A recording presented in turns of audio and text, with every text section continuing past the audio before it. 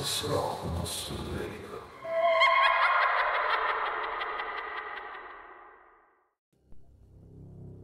أنا اسمي كريم، عندي 27 سنة،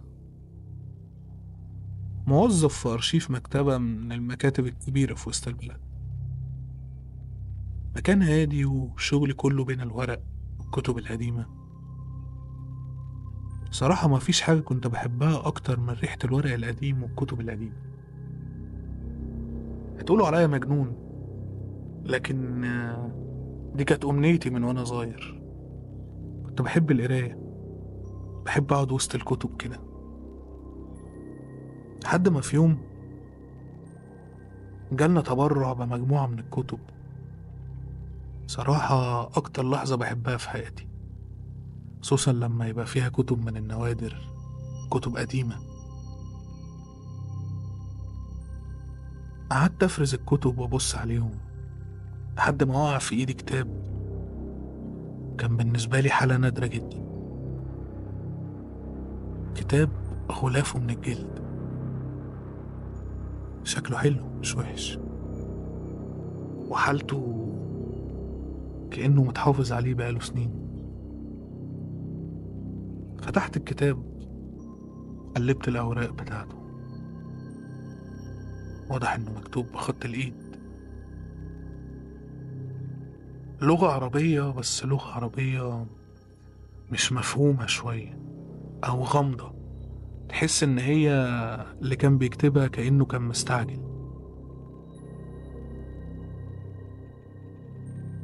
بصيت على الكتاب، وأول ما فتحته لقيت سطر من السطور مش فاهم هل أنا قريتها غلط ولا مكتوب غلط. مكتوب: أنت من اخترت فلتتحمل النتائج. قلبت الصفحة، لقيت مرسوم زي وشوش لناس، بس الوشوش كانت كأنها بتصرخ، وشوش شكلها مرعبة لدرجة إني بدأت أحس إني سامع أصواته. قلبت تاني صفحة، لقيت مكتوب: هم أيضا اختاروا فليتحملوا النتائج. قفلت الكتاب لأني حسيت إن في حاجة واقفة ورايا. بس طلع أستاذ خالد زميلي في المكتبة برضه. فجعت أول ما بصلي، قال لي: إيه مالك؟ هو كان كتاب عن الجن؟ قلت له: لأ، بس ما توقعتش إن حد يجي في وقت زي ده. قال لي: لا ما تقلقش، أنا بس نسيت مفتاح البيت، رجعت أخده تاني. ماشي يا أستاذ خالد.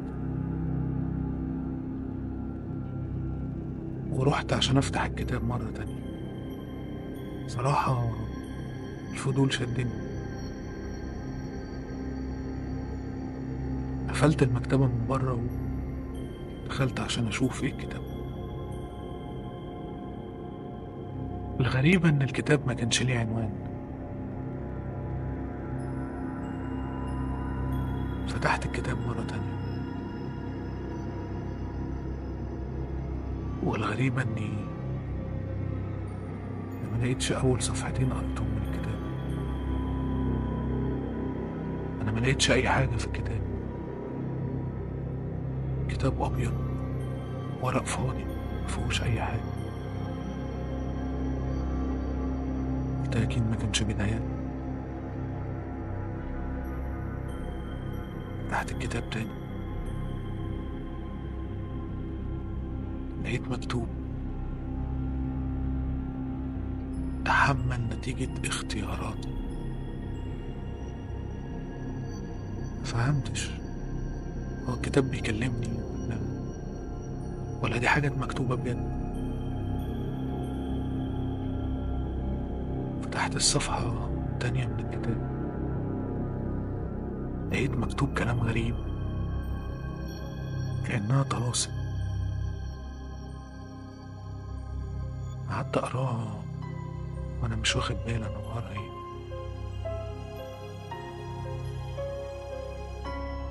مرة واحدة حسيت حاجة مسكتني من رجلي،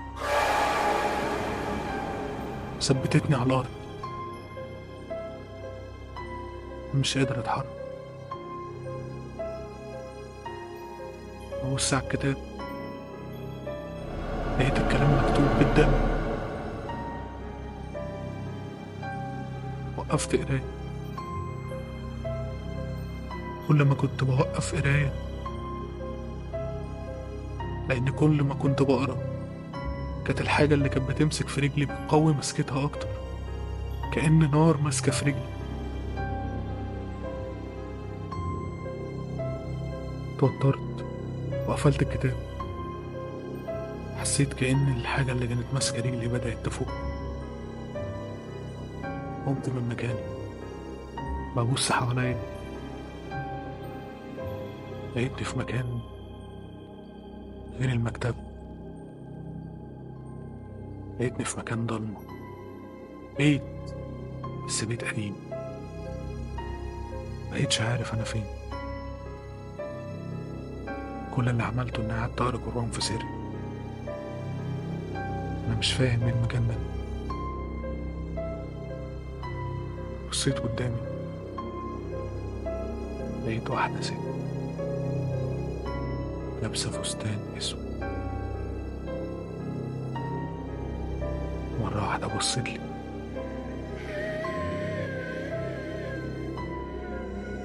أنا اتجمدت مكاني. الست بدأت تقرب لي، قالت لي كلمة واحدة: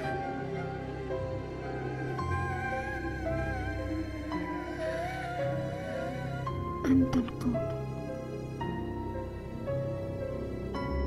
ما بقتش فاهم أنا قاتل ليه ولا قتلت مين. لا، أنا ما قتلتش حد.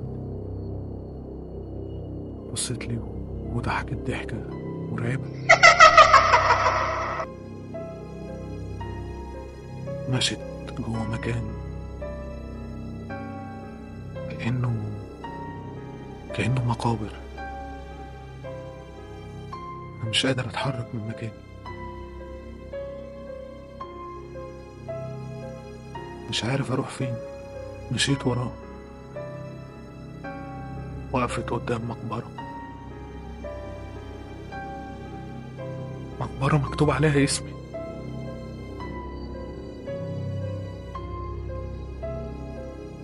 أول ما وقفت قدام المقبرة الباب بتاعها اتفتح. شاورت لي بصباعها لجوه، تقول لي ادخل.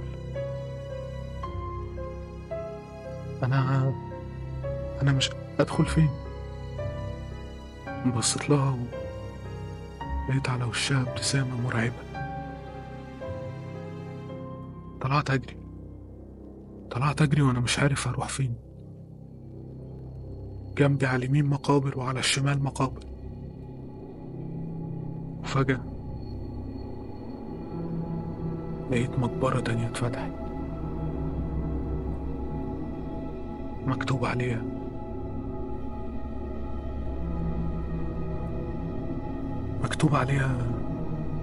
نجم الدين البوني. مين ده؟ اشمعنى المقبرة دي؟ لقيت بابها اتفتح، خرج منها شخص وقف قدامي. اللي انت قريت الكتاب ليه؟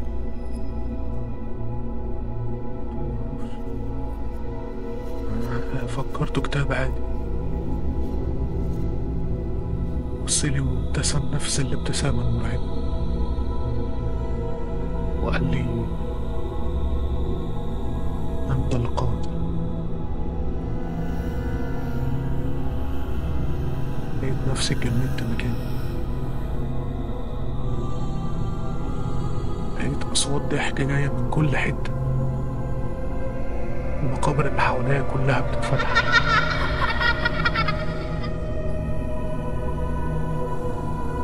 لقيت ناس لابسة أكفان بتجري عليا. جمعوا كلهم حواليا.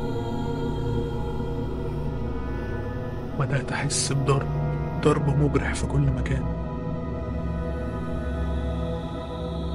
لحد ما شالوني دخلوني المقبرة اللي مكتوب عليها اسمي، وقفلوا عليا من بره.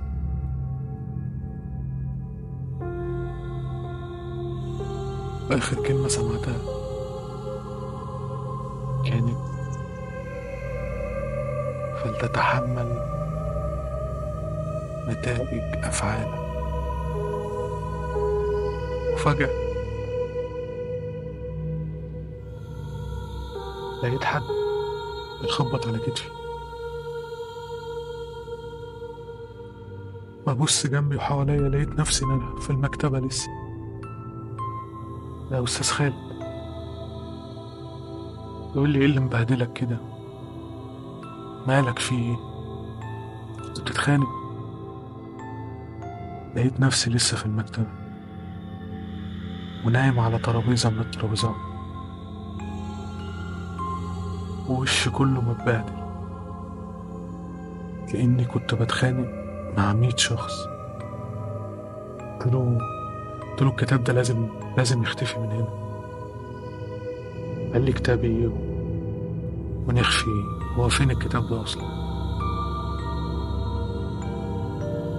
ابص ما لقيتش الكتاب، ولا كأن كان ليه اثر اصلا. دورت عليه ولا كأن ليه اثر. وفي يوم لقيت شخص داخل المكتبة،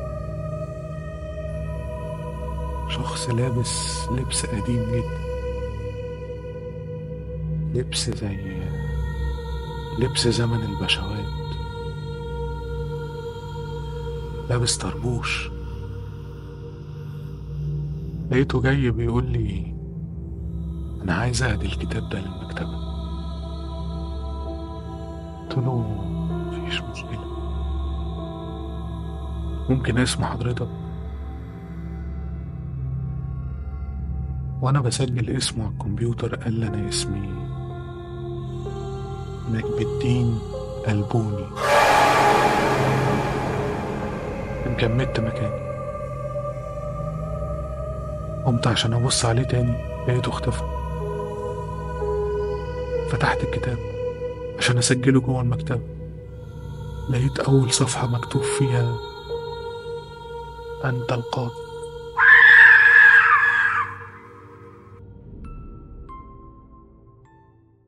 لو عجبتك القصة ما تنساش تعمل لنا لايك وسبسكرايب عشان يوصلك كل يوم قصة جديدة.